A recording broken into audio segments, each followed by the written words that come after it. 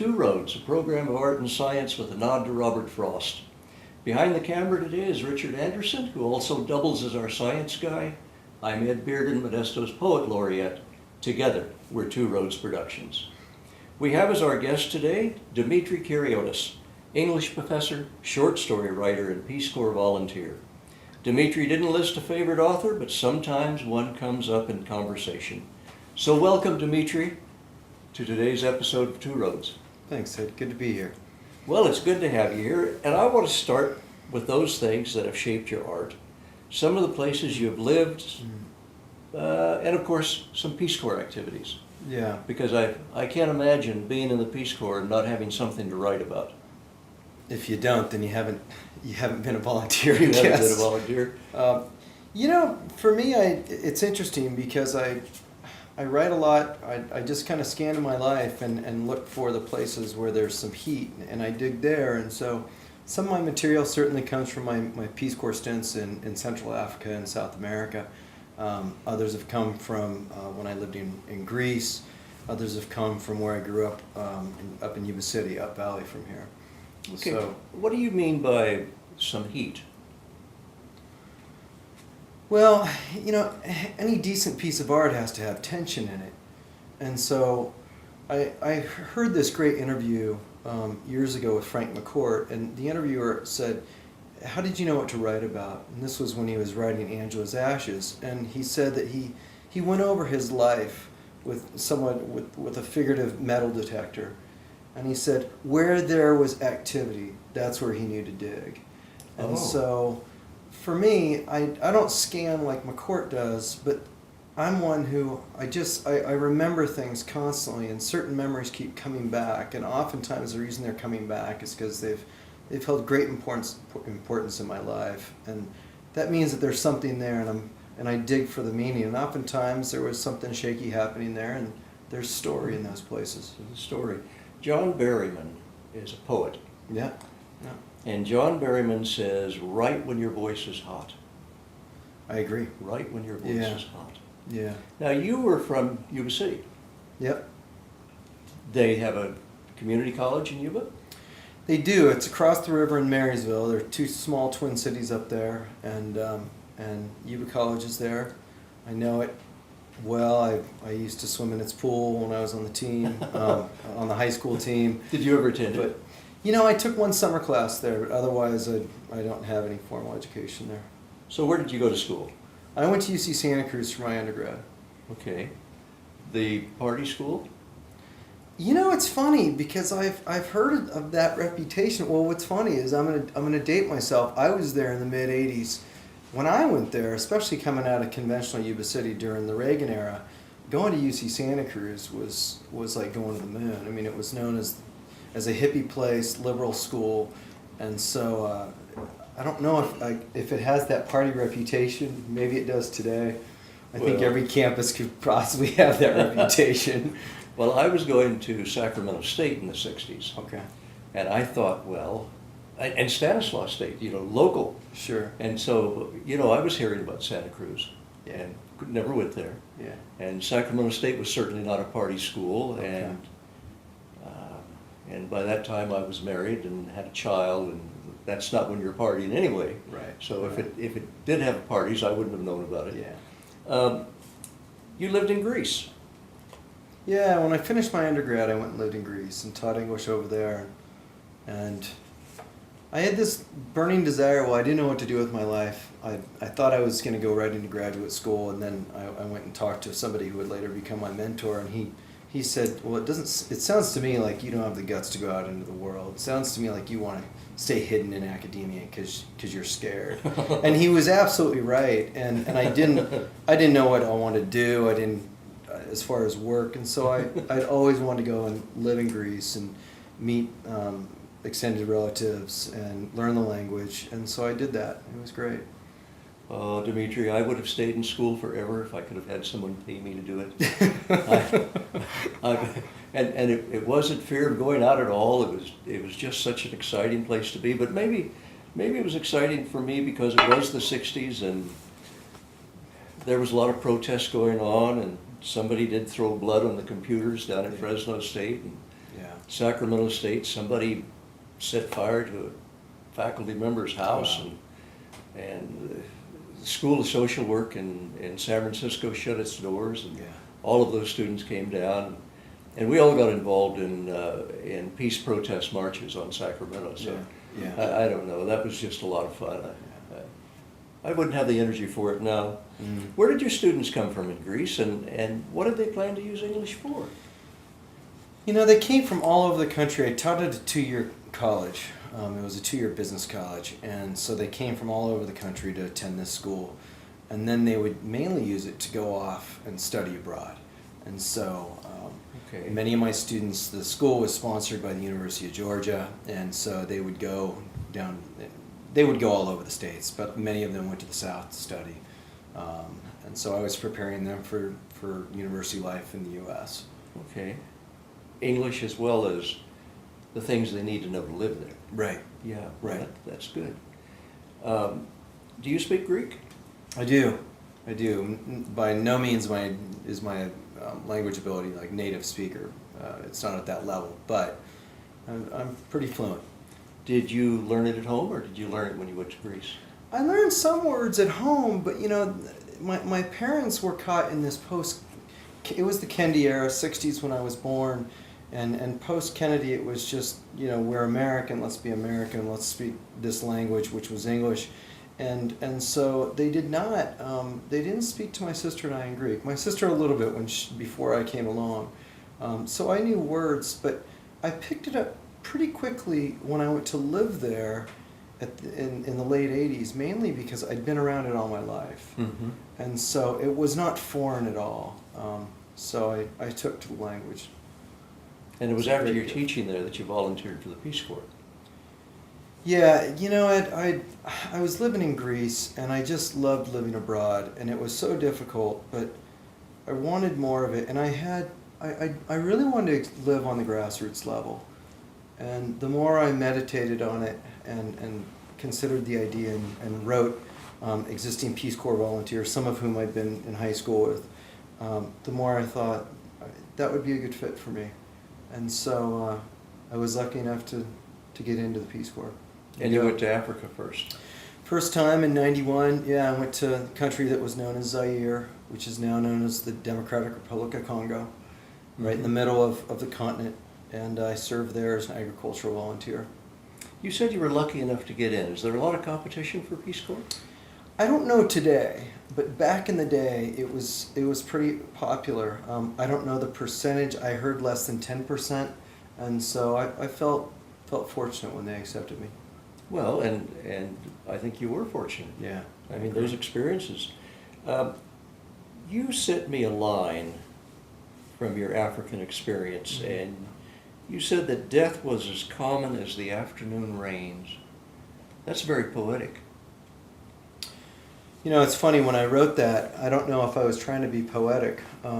It's just that was the case. I'd never experienced mortality like that. Few kids make it to the age of 5. And those who live beyond, I mean, if you make it into your 60s, you're old.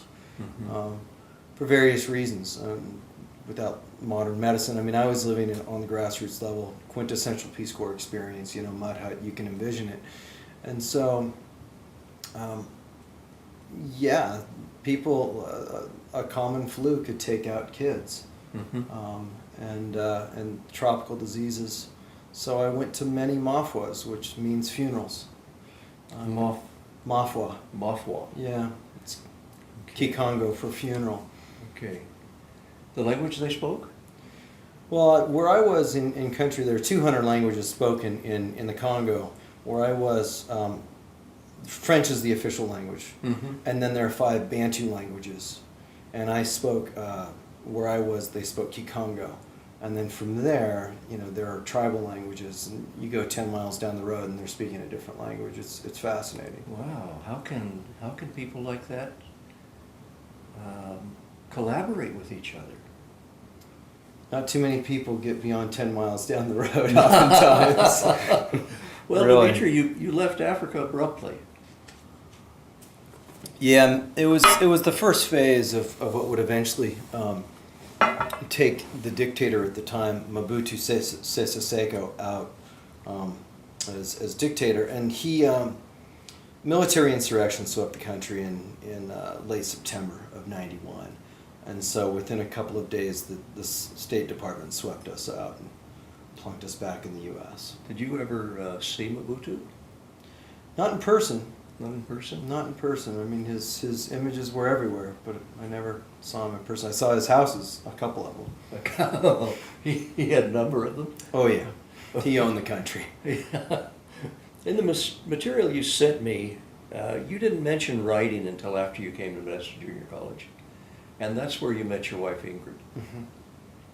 And had you been thinking about writing, or did it or did it begin to happen? You know, I'd started to kind of tinker a little bit, but I wasn't serious about it. And ironically, when I met Ingrid at a faculty function, one of our first conversations happened to be about an MFA program. She had an MFA in fiction writing, and I hadn't at that time pursued an MFA. And so I talked to her a lot about it.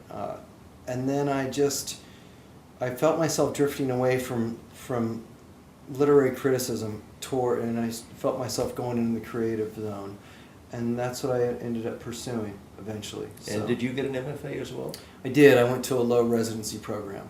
Okay. Yeah. Yeah, the MFAs, something didn't exist when I was in school. Right. And I didn't study literature in any case. My education was in the social sciences. Mm. Now, you describe your relationship, part of your relationship with your wife, as that of editor and writer. That's a big facet, not a huge facet of our marriage, but it's such a blessing because as a writer, Ingrid's my first reader. When I create a piece, she's my first reader, and she's always my last reader. And her advice means the world to me. Not only because she knows me, and when we know individuals, then we can help them in particular ways. But she herself is an artist, and she knows writing. She knows stories well, and she isn't scared to let me know when something isn't working. And so it's a true gift. Yeah, that is a gift. Roberta reads everything I write before it goes out of the Then house. you can relate. Oh, yes, yeah, and it is a gift. Absolutely. You need someone that's going to be honest with you, and if that's someone in the house, then it makes it easy. Yeah. Yeah. I want to discuss short story writing. You're the first short story writer we've interviewed. Wow. We've Yeah. interviewed sculptors of various kinds and painters and lots of poets and a couple of novelists. And Okay. maybe you could read something first. Did you bring something? to Sure, read? I did. And this is a piece that is entitled "Fleeing." It was published in fall of 2010 in the journal Flyaway, and so I'm going to read the opening paragraph and then skip ahead about a page and give us a taste of a major element of the story, which has to do with a character named Teo. But it begins, "We were working with a group of 10 mamas, 3 of them carrying babies on their backs. The field buzzed with bees, flies, ants, rodents, and snakes, and yet had a stillness about it. The greenish-gold color of the chest-high savanna grass made the horizon glow. The palms on the hills looked small and insignificant within that sea. Lee, Jenny, and I overturned weeds with the mamas, and the mamas sang songs about more rains coming and children eating well and respecting the elders and honoring the dead. The sky was big and the earth rich, and the coming evening and the singing made the place beautiful, and I was happy to be weeding a field in the middle of Africa." And then a little later, "The light was fading. The children had stopped playing, and goats and chickens settled into soft patches of dirt. I had been in country 8 months. At first, waking up in a remote African village racked my nerves, but I grew to like the sounds of roosters crowing and mamas pounding manioc. I visited Jenny on the weekends. She'd drink or smoke, and maybe I'd smoke too, and we'd listen to rock and country. We knew we were each other's fling. We never talked about being together post-Peace Corps. When I first got to Zaire and saw volunteers' loose ways, I was disgusted. But I didn't know what it was like to live in the bush, in the middle of all that land and too much time, so much loneliness staring you in the face. I didn't know a few cigarettes, joints, hits of palm wine, or a casual relationship can keep you from cracking up. I'd go back to my village and spend time with my little buddy Teo. He would look at pictures of my family and ask about things that seemed so trivial. A chair cushion, some wood siding, a paved street. One hot night, we sat outside. Teo stared at the full moon. Monsieur, how do they live up there? Who? The people in Apollo. You know about Apollo? Yeah, the American before you told me they flew an airplane called Apollo to the moon. How do they live up there? Teo looked at me with his big brown eyes.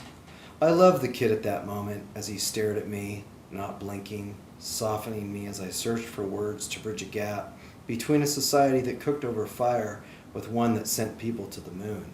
Monsieur? Yeah, the Apollo went to the moon, but it came back. How did they have enough petrol? I smiled. I don't know, buddy. That's wonderful. You know, I read a science fiction short story. I must have been 8 or 9 or 10 years old. So this is 1950. Mm. And it was about someone who invented something like a sewing machine that could move people through space. Yeah. And it took from the Model T to the moon. Yeah. And I thought about my father's life, who was born in 1912. And he grew up, his first car was a Model T. Yeah, sure. And we sat in our living room and watched the Apollo mission on the moon on TV. And I've always put that science fiction story together with that experience with my father. Okay. And then here's this boy who says, how do they have enough petrol? Yeah. And he's asking good questions. He's asking great questions, but, you know, to give us some context, I mean, these are folks who, when they hear a motorcycle come into a village, they run to see what the motorcycle's like. Yes. Now, they see motorcycles in cars, okay? They're not on Jupiter, but that's how foreign such mechanization is. So, an airplane to the moon, it's unfathomable, right? Mm-hmm. Yes. How did you develop as a short story writer? You know, I initially thought I was going to be a creative nonfiction writer, and lately I've been exploring the personal essay, the narrative essay, but really, when I got into my MFA program, I started writing, and I felt bound by the truth, and so that's when I started kicking off the shackles of the truth to spin a story a little bit, and I thought, okay, well, you better go in the direction of fiction. You have to now. A novel, I'm not to the point where I can envision writing something that big, and so it's really the limited amount of space that is comforting to me, and that's probably why I've taken to it. You writing poetry? Yeah, I've written some poetry, some of which has been published, just a couple of poems, and I love it, and I sure respect the craft of it, but I don't gravitate toward it as much as I do prose. I just naturally head into prose. Short stories can be powerful. I agree. Have you read anything by John Collier? I don't know Collier. He's a British writer. Mm. I read him years and years ago, and I've never forgotten a line out of one of his stories where he says, John left town as if all of his creditors were after him. That's a great line. Which surely they would have been if they had known he was leaving town. Yeah. I mean, you could read a short story and a line like that can stick in your mind. Sure. And then, if you're somebody like me, you can play with that line the rest of your life. Yeah. Power of words, right? Power of words. Now, you haven't done any painting either, or? No, my sister's the painter in the family. Oh. I'm lucky to draw a stick figure. Do you have any particular genre in your writing? You know, literary fiction. Yeah, classic literary fiction. Where else have you published besides Fly? Flyaway, yeah. Flyaway? I recently had a piece picked up by the journal Matter, and it's going to be my first piece in an online journal. Other than that, I've been published in Border Senses and down at Yeah. UTEP. Also, Epicenter, a journal entitled Minnetonka Review out of Minnesota, Okay. and a few others. Okay.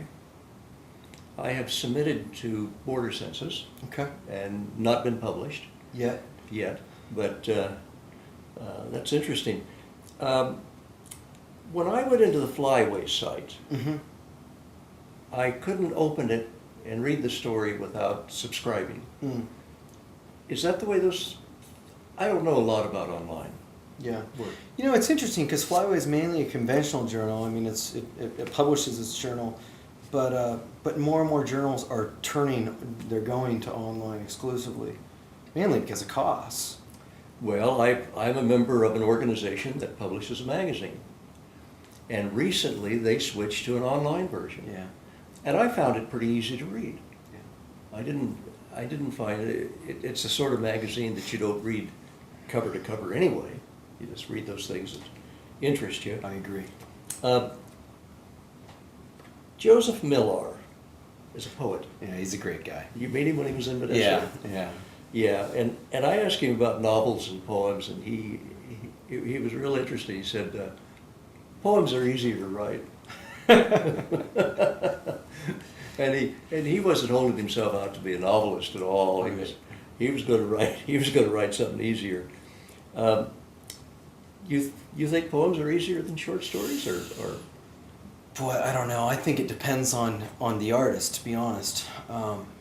I came across a stack of old poems that are incomplete, and the thought of returning to complete those, I want to before I die, mind you, but as far as, I just had this sense of heaviness about me when I thought of diving back into those poems, whereas I'll revise a story 20 times and not be tired. And so it might depend on the individual. Now, Joe might have something there because some poems you can crank out and work over and maybe have a finished product, in maybe a couple of days or a couple of weeks or a month. A novel takes more time. I would think. But I know he's a poet too, so probably easy for him to say poems are easier. Did I ask you if you have a favorite short story writer? I'm not sure. A few come to mind. I don't have a favorite. I really just bow down to so many. Of course, Raymond Carver comes to mind. His stuff I love observing and being frustrated over because it's so brilliant. Richard Ford, Jhumpa Lahiri, Benjamin Percy as well. Those are a few. There are many others. I haven't studied English or literature or writing except for a course at Modesto Junior College taught by Wayne Reitman. Whiteman, yeah. Did you know him? Yeah, he was here when I came. We used to drink beer together. Oh, I'll bet you did. He taught a class entitled Short Story Autobiography. Yeah, it probably just autobiography, right? The creative writing course. Yeah. Yeah, I've taught that course. It's probably my favorite. It's a terrific course. And you've taught it too? Yeah.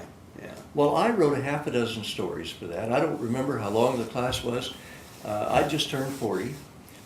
Almost all of the other people in the class were women in their 60s. Yeah. And so I was the only guy, and I was considerably young, and he was sending these papers back, and I was getting very good grades, and I looked around the class and I thought, well, he's giving everybody good grades. I doubt that. No, he didn't. I bet. I discovered that later, but I wrote I've written maybe a dozen little biographical short stories. I like those very much. Field of English is very broad, and a community college is going to teach a lot of introductory classes. Mm-hmm. But you have also taught some short story writing. Yeah, I've been lucky enough to teach that class for the past 5 years. I'm teaching it again this spring, so that'll be my 6th time in 6 years. And so it's a blessing to teach that class. What is a short story? I'm sorry, I didn't Boy, prepare. that's I funny. didn't prepare you for that question. I mean, it's fiction, right, by nature. Yeah. And it's also limited to, I mean, a short story can be flash fiction, which can be a paragraph, half a page, up to, roughly 30 pages. So those are the parameters usually. Okay. I've never forgotten, I've had a comment on one of the stories I wrote for Reitman, and it said, I didn't grade this because it's not really a story. Mm. And I've always wondered, well, what is a story? Well, it needs to have a dramatic arc. Oh, right? okay. And so maybe it was a little too flat. Maybe it was too flat. I don't know, It could without have been seeing too it. flat. What's the most important thing about teaching short story writing? Leading students to write from what Robert Olin Butler calls the white hot center, Oh, the hot spot. we're back You to the heat mentioned again. absolutely. Yes. It's having the guts to go there, and I'm paraphrasing him, but if I'm doing my job well, then I'm leading them and taking them to that place, and they write from there, and then they present their work, and that's where art's formed, and that's when magic happens. Wow. in that class. You ever learn anything from your students? All the time, Yeah. especially because of the courage they have to go to that place. Yes, and poets do the same thing. Absolutely, they have to. And maybe novelists. Write when your voice is hot. Do you ever steal anything from your students? Ideas, phrases, words? Anecdotes that come up. I won't steal anything that I've read of theirs, but little anecdotes sometimes might show up in a story. Mhm. James Baldwin has said, we're all good thieves, right, as writers. Mm-hmm. And so we have to be good thieves and be aware of what's happening around us. I suspect more than one writer said the same thing. Mm-hmm. And that maybe every writer feels it or understands it at some level. I have written, my definition of a good poet is a poet who makes me want to write poetry. And I have finished reading a poet and then written a poem that's completely different, Yeah. different setting, but it's the same poem. Right. Interesting. You'd never pick it up, I don't think, but they're the same poem. It comes out of something hot in me. Yeah. The words of Robert Frost, 2 roads diverged in a yellow wood, and sorry I could not travel both. Today it's been our pleasure to travel with Dimitri Keriotis, English professor, short story writer, and someone who could tell 1,000 stories about his Peace Corps days. This is Ed Bearden, Modesto's Poet Laureate and host of today's 2 Roads Productions, saying keep traveling. You never know where you're going to meet your next poet.